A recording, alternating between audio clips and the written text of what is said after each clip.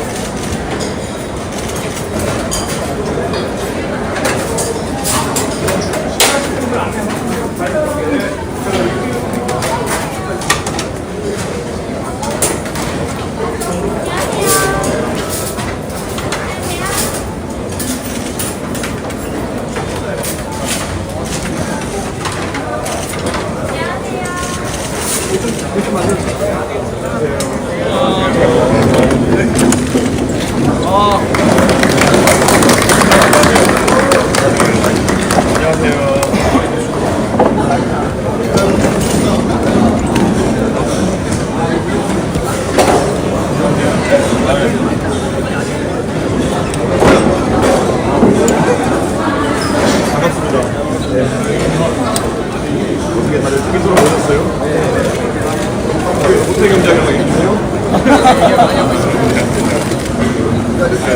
정말 이 좋은 대학교에 계신 여러분들 정말 이렇게 만나주셔서 너무 고맙습니다. 네. 드시면서 많이 드셨습니다.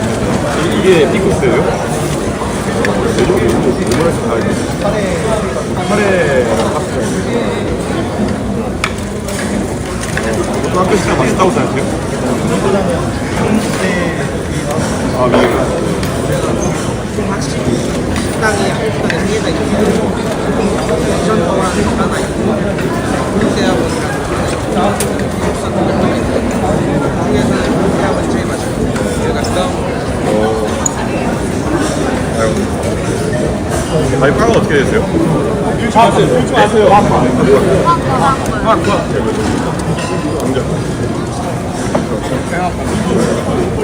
이게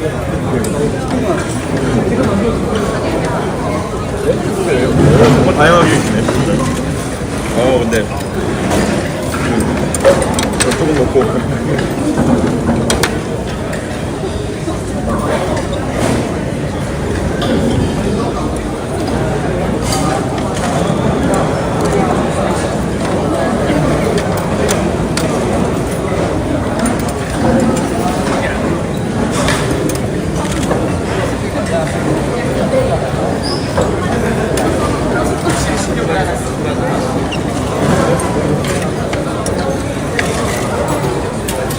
보다 가는 데마다 너무 다양해가지고 참 좋아요.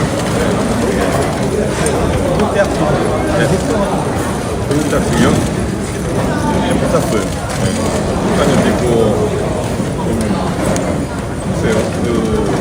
그마다 좀 특색이 있겠지만은, 저는 가성비를 보거든요. 그리고 4,000원짜리도 있고, 9,000원짜리도 있고, 5,000원짜리도 있고 그렇지만은, 돈가스 라인을 보는데, 오늘 먹어보면 알겠지만, 여기는 너무 살 것 같긴 한데. 아니 근데 같은 데에서 뭐가 제일 유명하다고 생각해요? 총장님이 가장 유명하죠. 내가 이규현 총장이 모르는 건 아닌데 된 지가 좀 됐어요. 아직도 못하세요? 네. 정정하신 축제에 나오죠. 네. 진짜 총장님 보면은 나도 근데 나중에 나도 나이가 들었을 때 총장님처럼 저렇게 멋지게 살고 싶다 이런 생각이 드는데요.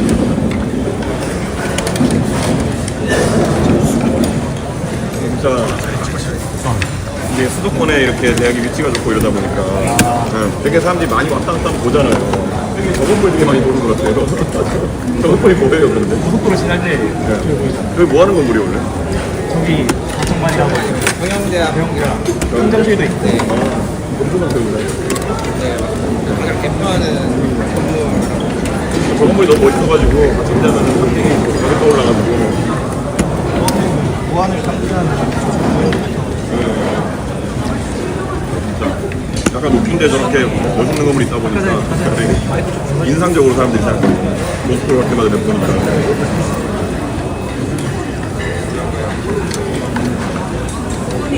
근데 금융대? 꽤 먹다가 좀 이따가 가볼게요. 먼저 얘기하는데 좀만 기다리세요. 금융수학이면 보통 뭐 진짜 금융 쪽 취업할 거 같아요. 예.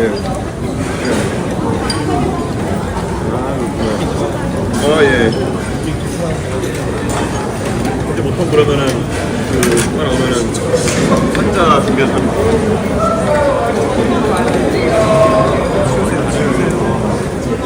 예. 여기 뭔데 금융계 취업이 좀 빡세지 않아요? 그럴 것 같아요. 왜 화학과는 어때요? 그래서 이제 졸업하고 대학되니까 대학원도 많이 가고 대학원 많이 가고 취업으로 가면 보통 어디로 가려고 해요? 저희 이제 다양하게 갈 수 있으니까 뮤커리나 석유 반도체 쪽으로 근데 그런 쪽으로 가면 연구 관련 친구로 가면은 수도권에 자리가 많이 없지 않아요? 그쪽이 쉽지 않은 걸로 알고 있어요. 네, 제가 얼마 전에 LG 엔솔 그 대전 연구원도 갔다 왔고 여수도 갔다 오고 했는데 화학이나 아니면 배터리 쪽 여기 밑으로 내려가야 되는 분이라고. 근데 지방으로 간다고 했을 때 원래 잠깐 수도권 출신이세요? 맞아. 용인 사람. 용인 원래 용인 출신이세요? 천안, 경주, 예? 경주. 진짜 멀리서 오셨네. 근데 이게 원래 지방에서 유학 오신 분들은 그래도 지방 가는 거에 대한 거부감이 덜한 편인데 수도권에 사시는 분들은 취업 때문에 고민하시는 분이 많다고 하잖아요. 네. 출퇴근도 어렵고 이제 가족들도 못될거 하니까 어떻게 그냥 거기 살아야죠 이제 그 정도니까 거의. 네. 계산은 그렇죠. 네.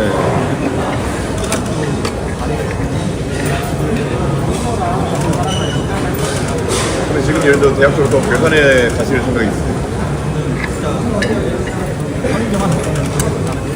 편의점 하나 없는 곳이에요?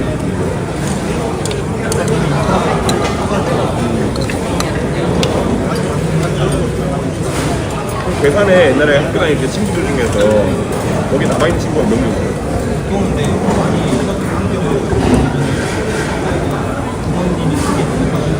네.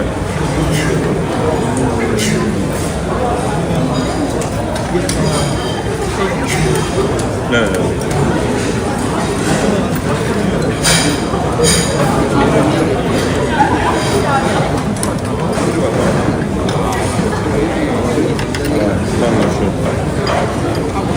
네. 아까 말씀드린 것처럼 진짜 기술로서 뭐 크레인이나 아니면 기계차 하시는 분들 이런 분들 외에는 어떤 일자리를 젊은 사람이 한다고 했어요?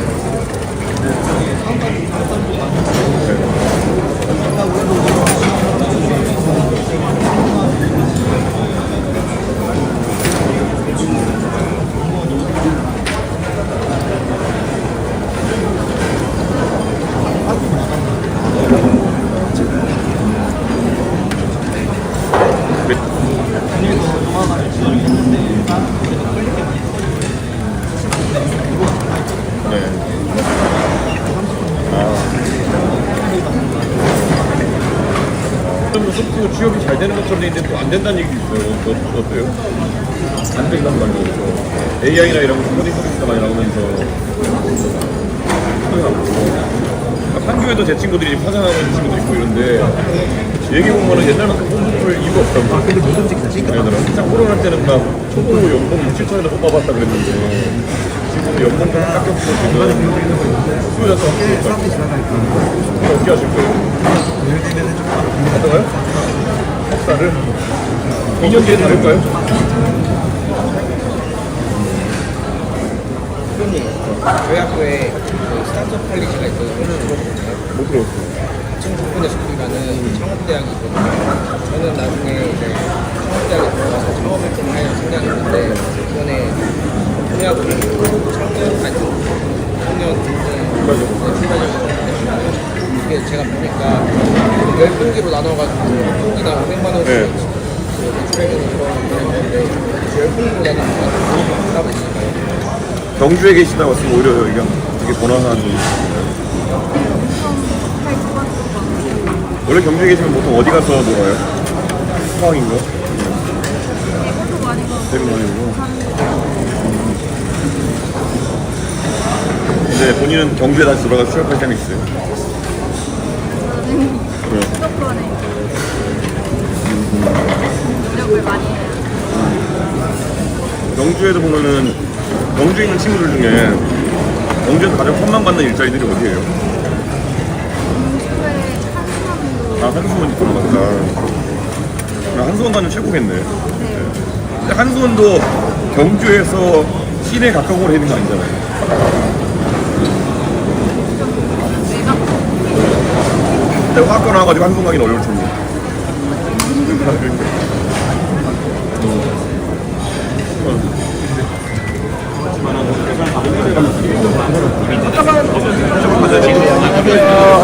대표님, 후보님. 안쪽으로 들어가. 여기 나와주세요. 아니 대표님 인기가 지금 뭐 핸드폰 카메라를 돌아오고 있어요 지금 보니까.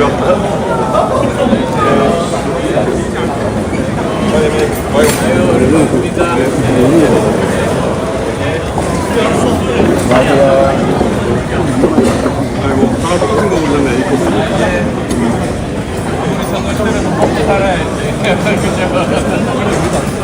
여기는 분당이랑 정말 가까운 곳이잖아요. 같은 성남으로 치는 곳이죠.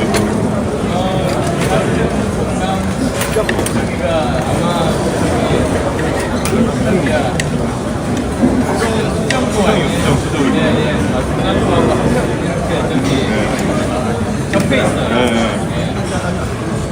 그리고 안철수 의원 빼니까 어때요? 연예인 보는 거 어때요? 네. 우리 같은 작품에 지금 뭐 과가 다 다양합니다. 이거. 아, 그렇구나. 과학과, 이게 식품과, 뭐 다 있습니다. 경영과. 경영 물어봐요. 약간 지금 부사장님 아시죠? 아까 그 얘기 했어요. 그래도 왜 이기려 있었는데. 저희 아버님하고 서울 이제 동기 동생이세요. 아, 동기예요? 예, 동기. 서울대 11회. 아이고요. 그래서 저 평소에 잘 알고 지내시죠. 네. 이제 회장님 돌아가면 응? 아, 이상하지? 사장님. 아이고.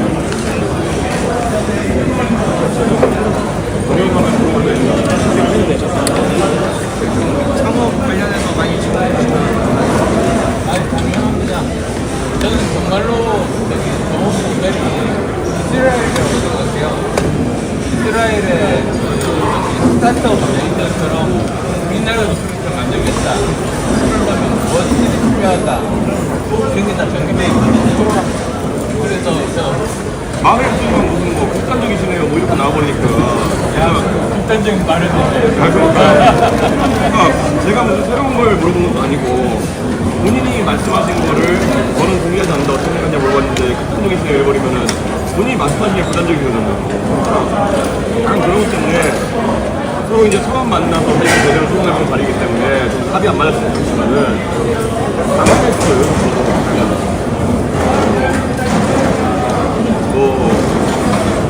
우리 안철수 대표님 같은 경우는 예전에 한번 그 토론을 같이 해보셨었죠, 토론을. 이렇게. 저는 처음 겪어본 상황이라 가지고 당황했던 측면이 있습니다. 근데 저도 그런 극단적인 발언은 처음 듣네. 아, 그러니까요. 그러니까 아니, 이번에 그건 사실은 저기 후보끼리 토론하지만 그건 사실은 유권자한테 말씀드리는 거거든요. 근데 유권자한테 극단적이라고 말을 하는 거는 그건 예의가 아닙니다. 그리고 그 토론 끝난 다음에 이제 설명하실 게 있으면 더 설명하시면 되는데 어제는 이 세상에 올라가셔가지고 이거 못 알아듣는 바보라고 이런 식으로 하시니까 그러니까 당황해가지고 지금 이걸 어떻게 해야 되나 다음번 이제 금요일날 토론을 어떻게 해야 되나 제가 약간 당황하거든요. 토론 잘하는 분들 미리 대한민국에 대한 고민을 많이 해온 사람들이 어떤 질문이 들어와도 의지할 수 있는 거예요. 지금 방금 전에 정영의 스토리에 바라보는 거니까 바로 말씀하신 것처럼 미리 고민하는 사람들 많았었는 거예요. 근데 그때 보면 본인이 그렇게 AI 100% 얘기했으면서도 정작 뭐냐고 물어본 사람이 아무도 없었다는 거예요. 그것도 신기한 거예요. 만약에 그분이 그렇게 몇 달째 AI 100% 얘기하셨으면은 주변에 참모든지 아니면 지지자든지 이런 거니 근데 그분이 구체적으로 어떻게 얘기했는지를 물어봤으면은 한 번만 답했으면은 그거는 답할 수 있었겠죠. 고민해봤을 테니까. 근데 놀라운 게 한 번도 아무도 안 물어봤다는 거예요. 그 상황에서 이 대한민국 선거가 지나가게 되면은 결국 피해는 유권자가 보는 겁니다. 나중에 가가지고 그러니까 뭔지도 모르는 공약이 올라가게 됩니다. 그래서 저는 미리 고민하는 게 좀 중요하고 그래서 미리 고민을 말고 유권자가 빨리빨리 물어야 돼요. 저도 사실 이렇게 학식 먹자고 돌아다니면은 대학생분들이 물어봐요 저한테 이거 어떻게 그럼 저도 답할 때 잠깐 이거 답이 좀 곤란한데 이런 거 있으면 집에 가서 제가 고민해가지고 다음번에 뭐 나은 답변을 하려고 그러고 이게 정상적인 정치인들의 그런 숙명이거든요. 그게 일단 평소에 많은 사람과 대화를 해야 될 것 같아요. 그런 것 같아요.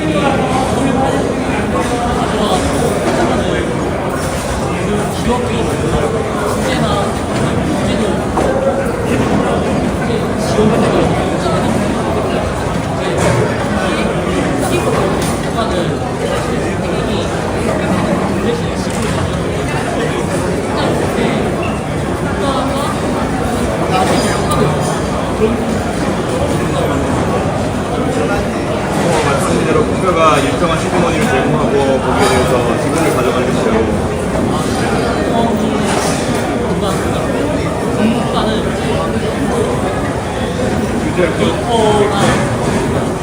양질의 데이터베이스가 규제를 강화해서 규제에 대해 가지고는 대한민국에서 IT 사업하는 사람들 보면은 예를 들어 실리콘밸리랑 똑같은 수준의 규제를 적용받아야 된다. 거의 그런 생각을 하고 있기 때문에 다 풀어줘야 된다는 주의이고 데이터 같은 경우에도 저는 데이터라는 게 지금 뭐 사기업에서 데이터 마켓이라고 하는 것들이 있긴 하거든요. 근데 이게 공정 이용 단가라는 공정 이용의 방식이라는 것을 확보할 필요가 있어요. 그래가지고 저는 그런 시스템 구축하는 게 되게 중요하다고 보거든요. 대한민국에 세금이 들어간 데이터는 거의 모든 데이터 다 개방하도록 되어 있지만 그렇지 않은 데이터는 어떻게 할 것이냐에 대해서 나도 데이터 사고 싶고 데이터 사고 싶을 때 중개소가 잘 공정하게 이용할 수 있도록 열려 있어야 되는 건데 그거는 구축해주셔야 돼요. 데이터가 앞으로는 AI나 이런 데서 무기다 이런 생각을 하고 있어요. 아까 그 우리만이 갖고 있는 고유한 뭐 고전이나 이런 데이터 같은 것도 얘기하셨던 것처럼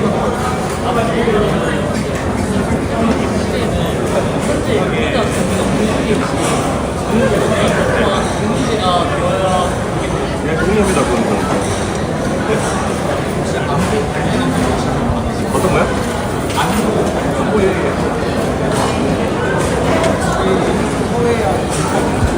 네, 알고 있습니다.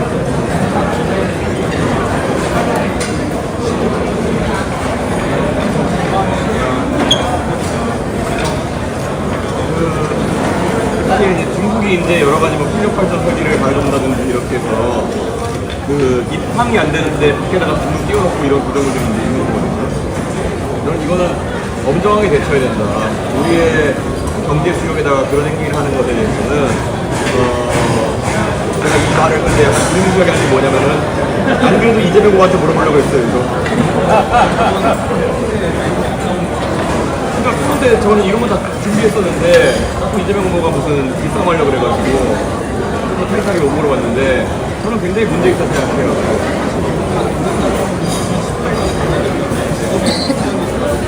네. 뭐 어느 나라인지 얘기 안 했죠. 북한보다 훨씬 위협은 당연히 확대하죠 범위를. 이게 예전 같으면은 지금 보면요 이번에 중국 얘기거든요. 중국산 뭐 태양광 설비나 이런 것들에서 소위 나중에 유사시에 그것을 작동을 중지시킬 수 있는 킬 스위치 같은 것이 발견되었다는 얘기가 나오고 있잖아요. 근데 이런 킬 스위치가 우리 산업 어디까지도 녹아 있는지 우리가 확인을 못해요 지금 겁니다. 이런 거는 철저하게 챙겨야 된다. 만약에 우리가 유사시 상황이 발생했는데 갑자기 킬 스위치 작동시켜가지고 대한민국에 있는 중국산 제품들이 공장 안 하고 이래가지고 사회가 마비되고 이러면 황당하겠어요? 아까 전기버스 얘기했지만 갑자기 전기버스가 가다가 급발진을 벌이고 황당해서 이거는 안보에 있어가지고는 전통적인 그냥 무기로 하는 안보 이상의 그런 경계 태세를 갖고 있는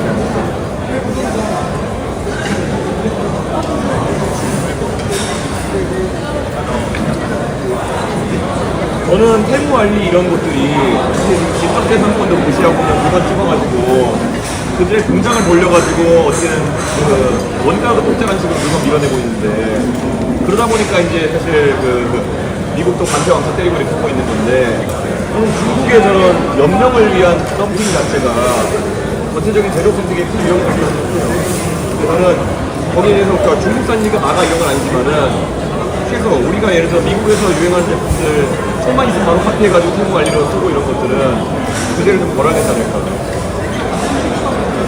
예? 전기차는 아까 말했던 것처럼 우리가 WTO나 여러 가지 규정을 해소하기 위해서는 배터리 종류에 따라서 지원금을 다르게 가져가거나 뭐 이런 것들이 있을 거거든요. 근데 그 아이템이 오늘 찾고 이제 쉽지가 않아요. 네. 그러니까 중국이 무조건 우리보다 생산비가 싸다고 생각하지 않습니다. 오늘 제가 놀랐던 게 이번에 현대차에서 싱가포르에 자동차 공장을 세웠거든요. 그게 HMGCI였으면 그런데 그 공장이 1년에 3만 대의 전기차를 생산하는데 직원이 270명밖에 없어요. 완전 자동화해가지고 주문 생산할 수 있도록 만들어놨거든요. 저는 그렇게 가는 순간 인건비의 문제가 아니거든요.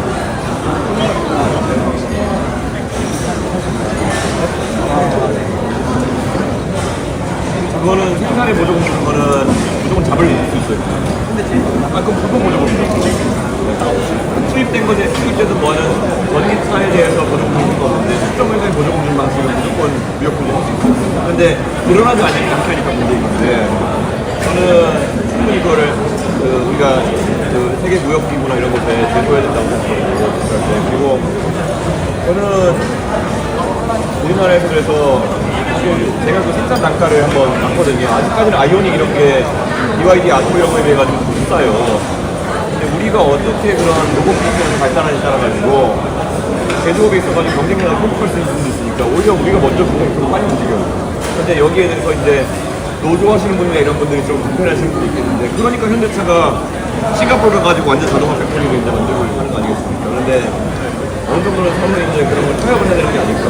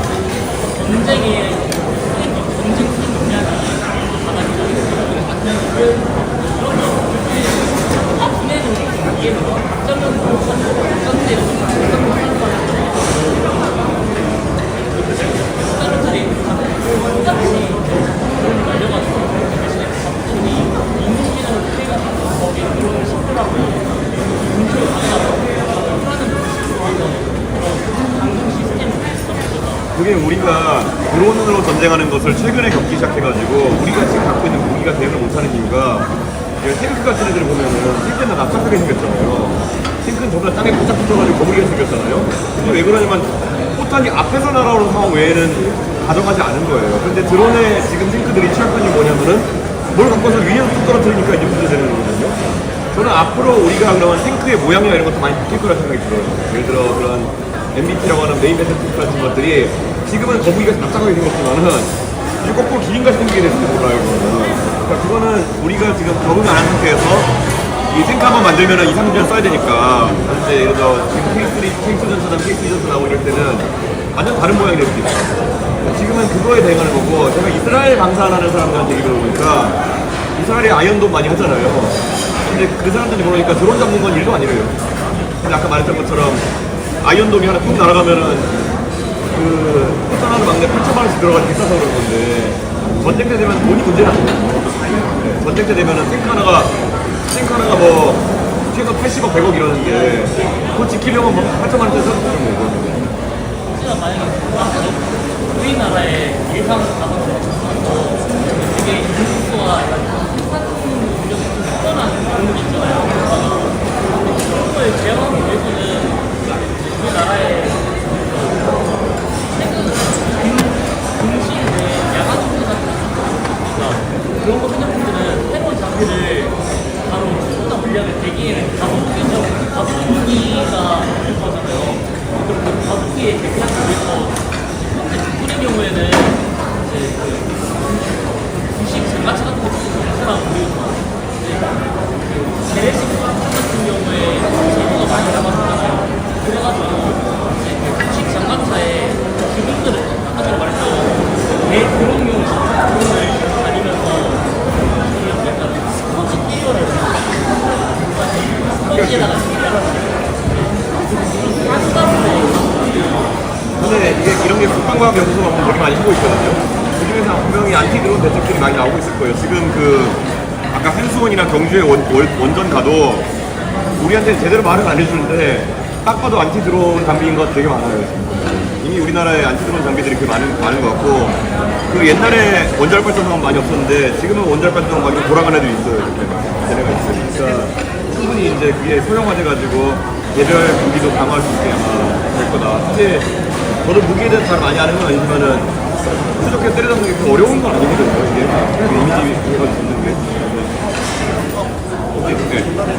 후보자 경향성에 아무래도 제일 최근에 많이 이슈가 되는 건 지역별 초전 자료가 하는데 이 후보님의 지지는 지역 경쟁을 통해서 선호되는 지역이 이제 풀리자라는 건데 후보님 말고 계시겠지만 아무래도 가장 문제되는 거는 그게 자영업자와 노동자에게 끼칠 영향이 있는데 이거에 대해 어떤 생각하시는지 그리고 다음 토론 주제가 이제 사회부잖아요. 분명 다른 후보들한테서 이 관련 질문이 나오는데 어떤 부분을 예상하고 계시고 어떤 방법을 준비하고 계시나요? 저는 뭐 지난번에도 권영국 후보님이 살짝 물어봤지만은 지금 예를 들어 대구 같은 데 가면은 편의점 시급이 실제 10,000원이 나와야 되는데 10,000원이 아니라 한 실제로 7,000원에 계약하고 이런 경우가 많다더래요.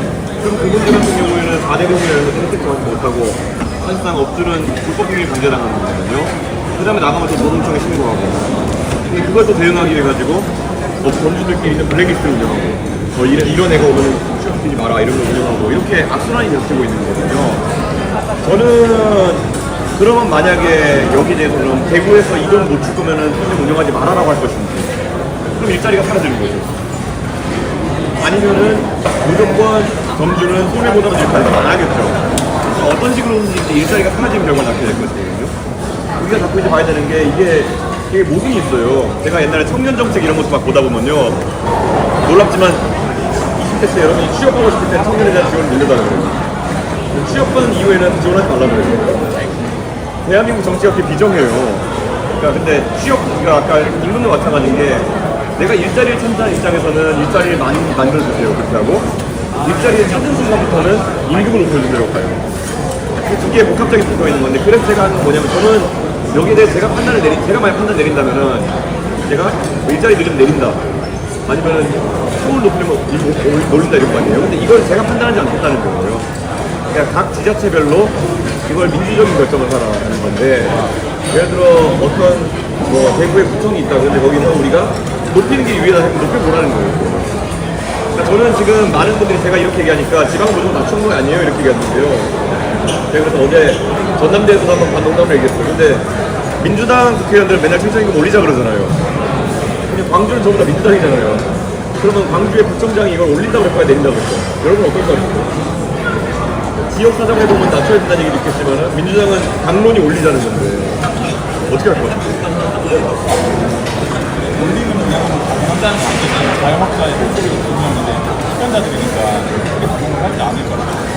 그러면 어떻게 할까요? 그랬을 때 너무 오르면 안 뜨는데 근데 오르는 거는 그게 30%잖아요. 폭이 너무 게 아닌가 싶어요. 저는 지금 이미 대구에서는 거의 3주간 감액이 일어나고 있다는 걸 들었거든요. 그러니까 저는 이걸 봐야 되는 게 뭐냐면 지금 제가 이 분양을 얘기했을 때 많은 분들이 지방과의 격차 그래가지고 지방이 낮아진다는 걸 풍정하고 있는데 저는 민주당 단체장들이 어떨지가 제일 궁금해요. 민주당 단체장들이 계속 올리지 않는데 올릴지 낮출지. 네. 그래서 우리가 생각하는 만큼 급격하게 변하지 않을 것 같고 그리고 한편으로는 정말 지자체장을 잘 뽑아야 된다 이제 그런 거예요. 지자체장 지금 우리 팀이 누군지도 모르고 뽑는 경우가 많잖아요. 그런데 지자체장을 잘못 뽑으면은 최저임금 한번 잘못 정했다가 나락갈 수 있다. 그리고 대부분의 자치단체장들이 이래가지고 욕먹고 이래가지고 욕먹으면 그냥 공격할 거예요. 근데 저는 정말 부분적으로 부모님 너무 진짜지만 반대편 입장에서 보면 어떻게 보면은 공약에 대한 책임을 지자체한테 돌리려고 한다 이런 의견이 나올 수도 있죠. 저는 그게 궁금한 게 민주당이 항상 지방자치에 대해 했던 얘기를 뭐냐면요. 지방자치 강화죠. 여러 권한을 이양하고 센터 이양하고가 민주당 주장이었어요. 그래서 지금과 같이 이준석을 공격하기 위해서 무책임하다 그러면은 얘네가 또 이상한 얘기를 하는 거예요. 그러니까 굉장한 사실 인정이에요. 만약에 최저임금이 낮아지면 어떻게 하냐면 니네가 올린다고 했잖아. 니네 자체가 올릴 거 아니야? 이렇게 얘기하면 답하기 어려울 것이고 그 다음에 또 뭐 지방자치에 너무 많은 걸 떠넘기는 아니고 니네가 맨날 지방자치 확대하자 그랬잖아. 이렇게 보면 이재명 후보가 뭐라고 했지. 이재명 성남시장이 맨날 했던 얘기가 뭐냐면 우리 돈 벌어서 우리 마음대로 쓰겠다 했거든요.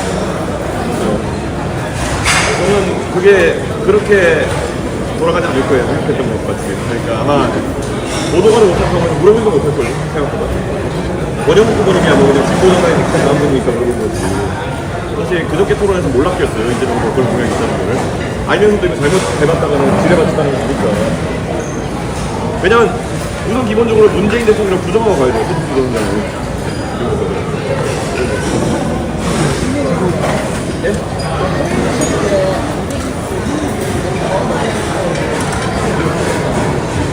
해주시기 때문에 근데 이제 해주시면 우리가 증거 걸세를 우리가 받는 것도 아니고 그러다 보니까 뭐 어떤 만큼 과세할 거냐에 대해서 얘기가 많았는데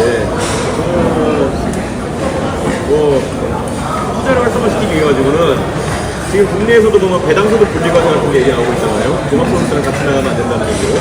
그래서 한 14% 정도 배당소득 분리과세 하자는 얘기가 나오고 있는데 저는 해외 주식소득도 어느 정도 분리과세 많이 할 수 있지 않을까 생각하고 있어요. 근데 완전 무과세는 안 되고.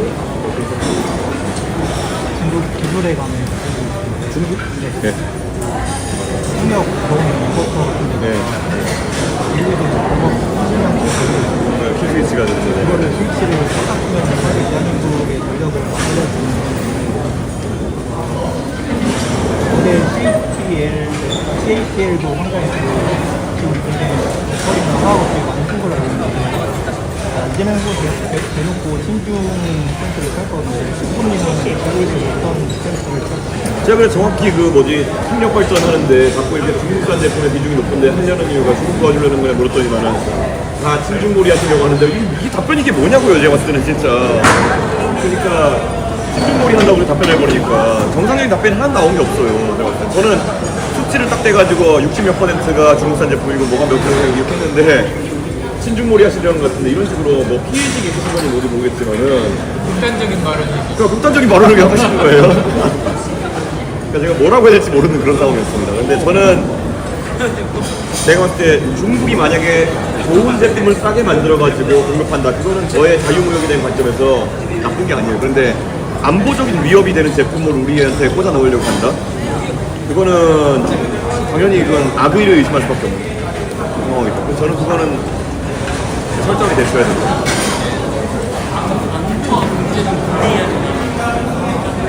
아니요, 좀 분리한다는 말이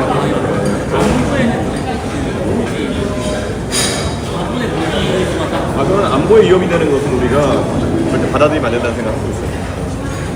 네. 네. 네.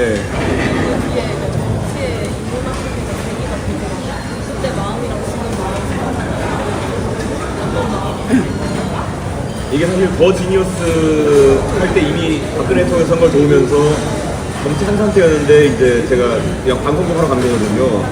근데 지니어스 먼저 보신 분은 왜 예능인이 정치하고 있지 이렇게 생각하는 분들이 있는데 이게 왜 윤종신 씨가 노래 부르지 뭐 이런 거 궁금해하는 사람도 있던데 2016년 돼가지고 이제 그때 총선이 됐을 때 2015년 진이었어요. 16년 총선 됐을 때 박근혜 대통령이 그때 이제 정치를 좀 너무 오른쪽으로 몰고 간다는 생각이 있었고 저는 그래도 개혁적인 목소리 내보고자 이제 정치에 도전하겠다는 생각을 했고요. 저는 원래 애들 가르치고 이렇게 교육봉사 활동을 많이 했어가지고 교육 쪽에 역할을 하고 싶어 했어요. 그래가지고 한번 선거 제대로 해볼까 해가지고 제 고향이 상계동에 가서 우리 안 대표님만 떨어졌어요.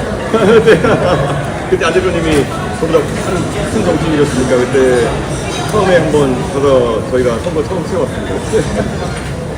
그래서 그게 벌써 한 10년 됐네요. 일단 지금은 다른 지역도 네. 하고 있죠. 공교롭게 또 그런데 또 경기 남부에 가까운 지역에 서로 이제 또 하게 됐어요. 또. 하나만 예, 이걸 마지막으로 이제 해보겠네요. 제가 지금까지 이제 역대 정부를 보면은 행정부처의 인사들을 임명하기 때문에 제가 생각하기에는 그 분야에서 전문가들을 좀 임명을 하는 게 제일 효과적이라고 생각하는데 아무래도 법관제 영역이 좀 많이 적용이 됐다라고 생각이 드는데 혹시 이거에 대해서 어떻게 생각하시는지 만약에 당선되시면은 행정부처 이제 인사들을 어떻게 떨치는지 그거에 대해서 저희가 그래서 부처를 13개로 줄이고 그 위에 3부총리 두겠다고 했는데요. 저는 13개 부처는 전문적인 인사들이 관리해야 된다고 보고요. 3개의 부총리는 좀 통합적인 마인드가 있는 사람들이 해야 된다. 그런 생각을 하죠. 그러니까 외교 같은 경우도 외교, 안보, 뭐 그다음에 뭐 이런 거를 다 같이 볼 수 있다. 프로밀 이런 걸 다 같이 볼 수 있는 사람이 있어야 되고 그리고 과학기술 같은 경우에도 과학과 교육과 그리고 뭐 이 국토발전 이런 걸 같이 볼 수 있는 사람 전략 부총리 이렇게 해야 되는 거고 저는 칸막이가 이제 하나에만 전문적으로 꽂힌 사람들은 이 정부 이끌기가 너무 어려워요. 저는 좀 융합의 마인드가 있는 사람들이 했으면 좋겠다. 그 위에 부총리급은 그런 생각을 하고 있습니다. 미국 법관들을 엄청 나쁘게 보시나 근데 그 융합적인 마인드라는 게 정치인들한테 발휘될 수 있지만 꼭 그렇지 않은 경우도 있어요. 저는 오히려 비즈니스를 좀 했던 분들 중에 나올 수 있다는 생각을 하고 있어요. 그래서 사업을 하시면서 국제적인 그런 환경을 많이 접해보신 분들이 오히려 융합의 마인드가 있어요. 아유, 오늘 정말 식사 다 하신 거예요? 아이고. 질문 없이. 그냥 하신 것 중에 과학자 연구에서 네. 기대하시는 효과 같은 게 어떤 게 있는지. 저는 예를 들어 우리가 체육인들 같은 경우에는 전국체전 점수 따고 뭐 올림픽 아시안게임 금메달 좀 따면은 점수 연금 점수 따면 경기력 향상 연금이라는 걸 받거든요. 그래서 이제 그게 돈 100만 원이라도 이제 메달 받으면은 1년에 한 1,600만 원. 그러면 평생, 왜냐면 20대, 30대 때 체육을 많이 하시니까 평생 몇 억을 받는 거거든요. 저는 연구자들도 우리나라 연구를 했을 때 예를 들어 연구비 따고 이러면은 30%는 우선 기관에서 떼가고 한 70% 자기가 이제 인건비 쓰고 뭐 이렇게 하다 보면은 정말 개인은 포상받지 못하는 구조가 되게 심해요. 그래서 저는 연구자들이 개인 포상이 좀 많아졌으면 좋겠다. 그래서 저는 임팩트 팩터가 충분히 되는 논문이나 이런 걸 쓴 사람들에게는 그 나름대로의 또 점수를 주고 또 국제적으로 의미가 있는 저널에 이렇게 나가면은 그걸 또 포상하고 이렇게 해서 좀 기가 살아나야 된다. 그런 생각하거든요. 연구자들이 좀 개인 보상이 많아졌으면 좋겠다. 동기부여. 예. 저는 솔직히 제 친구들이 과학자, 아니면 연구자 이런 한 사람 많아가지고, 저는 국위선양을 위해 연구해라 이런 말 들으면 말도 안 되는 생각하거든요. 그러니까 내가 좋아하는 연구하다 보니까 국위선양하는 거지, 국위선양을 위해서 연구하는 건 말이 안 되는 거예요. 그러니까 내가 내 명예를 높이기 위해 가지고 열심히 살다 보니까, 정말 내가 국위를 선양하게 되는 거고. 네. 손흥민 선수가 진짜 공을 잘 차가지고, 내가 진짜 돈 많이 벌고 동료 많이 축구 선수 열심히 하다 보니까 대표팀을 뛸 때는 국위도 선양하는 것이지 국위 선양하기 위해서 축구하는 거 아니거든요. 제가 봤을 때는. 근데 저는 좀 그런 걸 그래서 과학자들도 개인에 대한 보상이 좀 강화돼야 된다. 이제 마지막으로 예. 부모님 정부가 자유 책임 의료과 이런 걸 자유 책임 이런 수술과 군대 가까워진 분들 얘기 들어보면 거기는 막 수술자들이 에어컨 꽂고 에어컨 꽂고 침도 안 꽂고 예. 근데 그러다 이제 자기가 하나를 하거나 뭐 잘못하면은 밥 잘린다고 예. 하거든요. 이게 우리나라 같은 경우는 노동 정신성이 강한 것 같은데 이런 부분을 유연해서 하는 거 이건 아마 고령을 해보신 안재수 대표님이 잘 아시지 않을까요? 사실은 우리나라가 지금 너무 우리 정해져 있지 않습니까? 그러니까 이게 좀 더 유연화되어야지 오히려 일자리가 저는 더 늘어날 수 있다고 봐요. 그리고 좀 더 노력해서 생산성도 더 높이고 우리나라가 더 발전할 수 있다. 이런 마인드를 가지고 계속 쭉 일관성 있게 경영을 하고 있습니다. 예. 가까이 와서 하세요. 네. 제가 정치에 있는데 아무래도 제가 전공이 문헌을 잘 검증하거든요. 예. 금융권에서 일하고 싶은 마음이 있고 정치라는 힘이 크진 않더라도 결국에는 하고 싶은 게 안철수 의원님처럼 먼저 본업에도 성공을 하시고 정치에 넘어가는 방향도 있고 그래서 의원님처럼 어린 나이에 시작하신 거는 어떤 게 좀 더 유리하고 좀 더 크게 펼치는 게 도움이 되는 이게 정치하는 데 있어서 여러 모델이 있고 솔직히 겁나 26년 하다 저런 대통령 된 사람도 있거든요. 그렇기 때문에 저는 어떤 게 더 잘 되는 거냐는 잘 모르겠어요. 근데 정치를 하겠다면 내가 무엇을 바꾸고 싶은지에 대한 명확한 의식이 있어야 다른 사람을 설득할 수 있는 거거든요. 저는 그게 타오를 때가 적기다. 내가 그냥 TV에 나오는 저 사람같이 되고 싶다 이런 게 아니라 내가 대한민국을 무엇을 한번 이끌어서 바꾸고 싶다는 게 너무 타오를 때 그때가 정치하기 적기다. 예. 아유, 오늘 정말 진짜 같아서 감사했고 앞으로도 뭐 DM이나 메시지로 많은 얘기 주시면 제가 답변 드리도록 하겠습니다. 감사합니다. 예. 네. 아 대표님 그럼 이따가 대표님 좀 이따 뵙겠습니다. 예. 감사합니다. 예. 아, 예. 근데 앞으로 좀 당길게요. 앞으로 좀 오세요. 예. 앞으로 좀 더 당길게요. 핸드폰 카메라 찍어주시고요. 바로 찍어드릴게요. 안녕하세요. 네, 찍겠습니다. 하나, 둘, 셋. 감사합니다. 감사합니다. 예. 안녕하세요. 감사합니다. 예. 안녕하세요. 찍겠습니다. 하나, 둘, 셋. 감사합니다. 감사합니다. 감사합니다. 안녕하십니까? 찍겠습니다. 하나, 둘, 셋.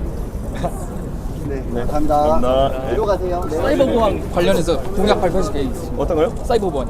사이버번? 사이버번 할 거예요. 아까도 얘기했어요, 저희. 아, 예. 감사합니다. 예. 찍겠습니다. 하나, 둘, 셋. 예. 감사합니다. 안녕하세요. 위원님 화이팅입니다. 예.